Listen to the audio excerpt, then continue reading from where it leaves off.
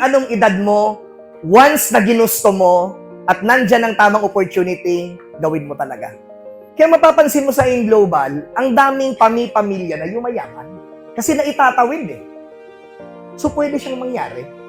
Maybe not now, pero malay mo pwede pa rin umabot. Kaya sa panahon po ngayon ng pag-network natin, again, napakaswerte na nating lahat. Bakit ako po bilang upline or grand mentor ng community natin, ang dederetsahin ko na po kayo, hindi po ako yung upline na mga pang 3 taon lang, pang 4 na taon lang. Ako po yung upline na panghabang buhay. Ganun ko po nakikita. Bakit ko sinasabing panghabang buhay? Tinanggap ko na kasi sa sarili ko na habang buhay magne-network talaga ako. Bakit? Kahit makuha ko man yung mga pangarap ko, marami pa kayo natutulungan ko na makuha din ang mga pangarap. And napakaswerte natin. Bakit? Hindi lang ako yung makakatulong nyo, pati yung council ng FCI. Okay lang ba? Palakpakan naman natin.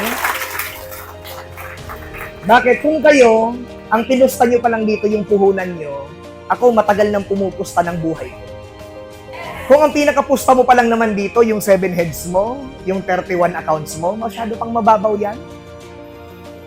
Ako ang pinusta ko dito, buhay ko talaga. Nasabi ko sa sarili ko, hindi ako papayag na hindi magbabago ang buhay ko sa karir. Bakit? Andito na tayo eh.